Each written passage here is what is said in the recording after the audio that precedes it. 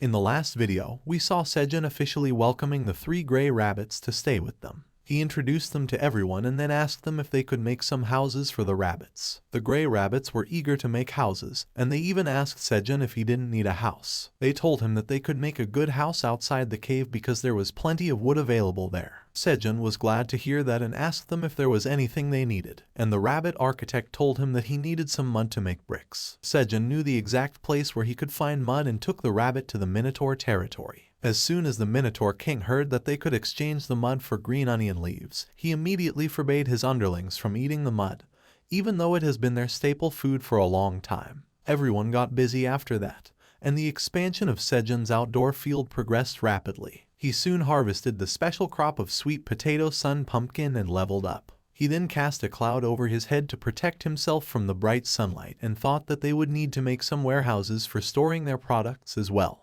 Just then, Theo approached him because he was ready to go on his sales trip. Sejun asked him to take some detoxifying green onion with him if he had space in his bundle, and he decided to do so. While Theo was absent-mindedly putting green onion leaves in his bundle, Sejun called him to eat before he went, and he put a bunch of sweet potatoes in his bundle without noticing them. On the other hand, on the 67th floor of the tower, a lizardman hunter came across a red locust, the very monster that had destroyed the rabbit's hometown on the 55th floor. He quickly ate the red locust, but there were billions of them there, and they devoured the lizardman before marching ahead into the 67th floor. The notifications of the red locusts invading the tower woke Aileen up from her sleep, and she was aghast when she found out what had happened. Red locusts were invaders from outside the tower, and the last time they attacked, her grandfather barely managed to subdue them and save the 55th floor. Aileen tried to contact him for advice about what to do, but she could not connect with him and panicked about how to deal with this situation now. Back on the 99th floor, Sejun has started cooking. He has cut and cleaned the eel that the Black Warrior Rabbit had brought with him earlier,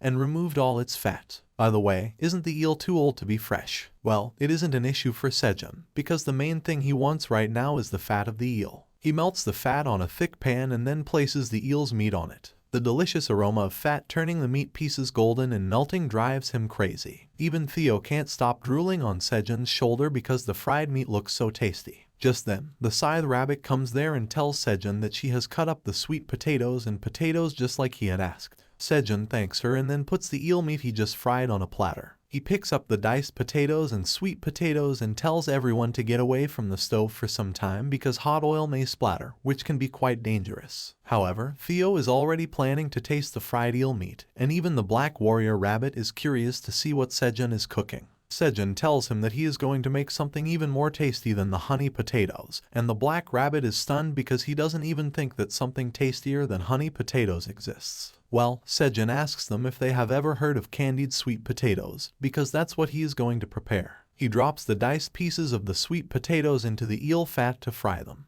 He is glad that he could get so much oil from the eel after frying its meat, because this is going to be super useful. First, Sejun fries the sweet potatoes till they turn brown and crispy on the outside, and then he pours honey directly into the pan. He stirs and lets the honey simmer over the sweet potato cubes, and the result is some really juicy and appetizing candied sweet potatoes. I don't know about you, but I'm literally drooling. It turns out that candied sweet potatoes are also a recipe that can be registered in Sejun's cookbook. The system window shows that it has been registered, and Sejun has achieved the accomplishment of creating his second dish. Because of cooking it, Sejun's proficiency in cooking level 1 has also significantly increased. Everyone is looking at the delicious candied sweet potatoes, and Theo and the Black Warrior Rabbit can't stop drooling. Next, Theo asks Sejun to fry his fish like the potatoes too, and he obliges and puts the whole piranha into the frying pan. The system window calls it a fried piranha but doesn't give it a recipe status. While Theo is drooling upon seeing the fried fish,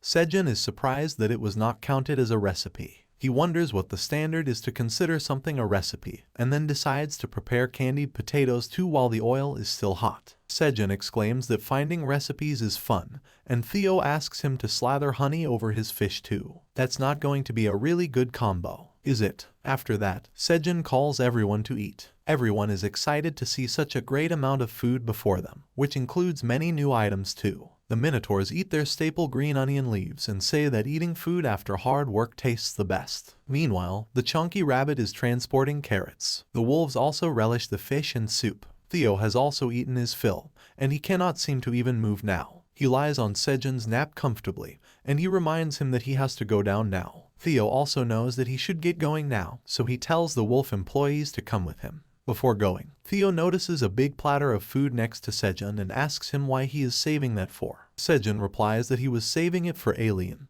but she is not answering, no matter how much he tries to contact her. The food has gone cold, and on top of that, Sejun has to keep Kyung's paws away from the food reserved for the tower manager. Theo asks him if Aileen is sleeping right now, and he replies that it would be a relief if that were true, because he feels that something is off. Sejun can only hope that nothing is going on with Aileen. Well, he is just hoping against hope because Aileen is overwhelmed handling the situation on the 67th floor. She is trying her best to open a communication channel outside the tower, but failing with each attempt. The system turns red and tells her that it failed to connect to anyone, and Aileen realizes that she cannot solve this problem with her power. Her dragon heart has barely started to heal, but that does not change the fact that she is incompetent as a tower manager. She buries her face in her palms, saying that she doesn't know what to do. The system windows in front of her boost this feeling of hopelessness, and there is another system window that constantly keeps her updated about how much damage the 67th floor has endured. Meanwhile, at the Merchant Passageway Central Management Headquarters, an emergency meeting has been called.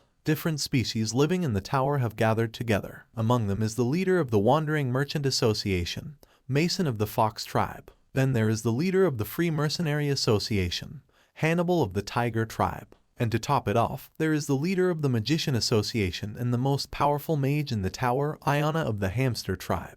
I have seen a lot of things, but I have never seen such a cute magician before. Well, there is also our fox inspector, Zareth, among the guards of the meeting, or at least I think it is her. She is surprised to see Iona in the meeting because she has heard that the top 7 magicians of the association usually never appear in public. However, there is another unusual thing here. The heads of the 3 main organizations in the tower have gathered in one place, and Zareth can only wonder what is going on. The Fox Merchant Mason starts the meeting by telling everyone that it has been a few days since the red locusts appeared on the 67th floor. According to the wandering merchants under his control, he has gained information that roughly 2/3 of the 67th floor has fallen to the red locusts. He explains that right now, the lizardmen have put up the final frontier near the waypoint, and they are desperately defending it. Despite that, the situation is not easy. The tiger mercenary Hannibal asks him if the wandering merchant passageway is still under control. He wants to know the possibility of the red locusts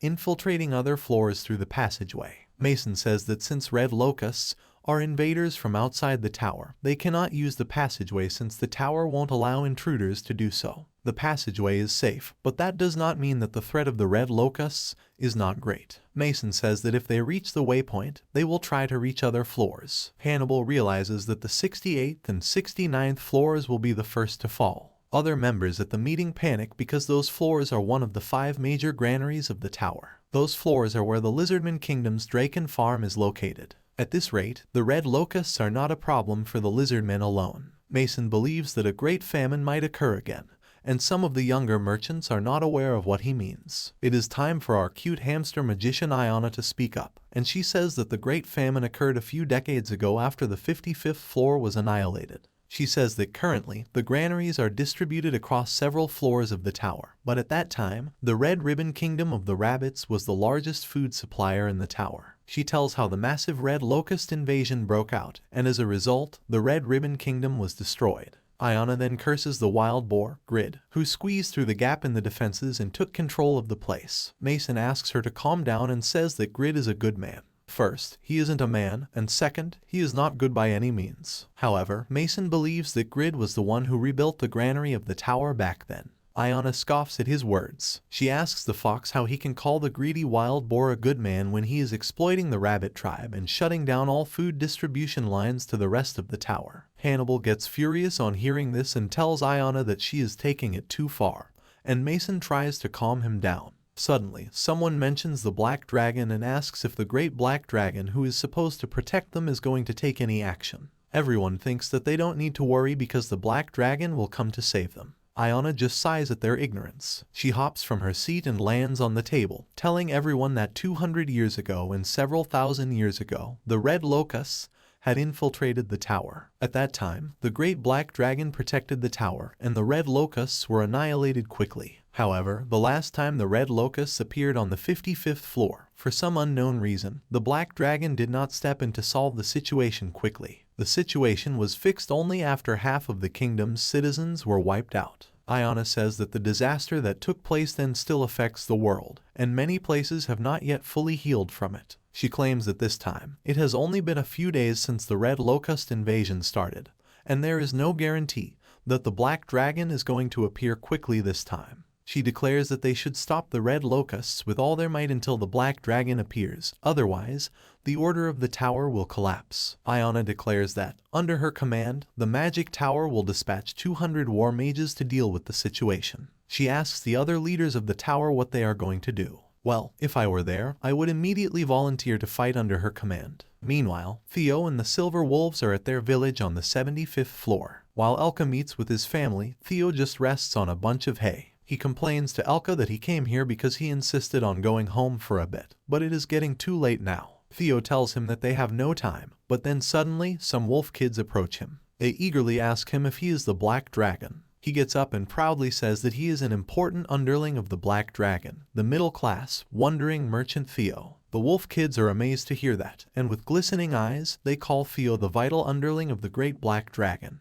He is pleased to hear that and asks them to repeat it, and when the kids do that, he happily gives them some fish as their reward. This guy becomes the cool uncle wherever he goes. The kids are happy to receive it, and Theo laughs at seeing them as he keeps fumbling inside his bundle. He suddenly grabs something that he doesn't recall putting in and finds that it is the sweet potato sun pumpkin. Theo panics upon seeing it and wonders what it is doing here. Elka comes behind him and asks him what the matter is, startling Theo. He loudly says that there is no problem and tries to cover things up by laughing. He gets on Elka's head, who nervously accepts his words. He says that now he is going to run down the tower at his maximum speed, and asks Theo to hold on tight. Well, all Theo can think right now is how he is in big trouble. He wonders if the sweet potato got swept into his bag unintentionally when he was putting the green onion leaves in.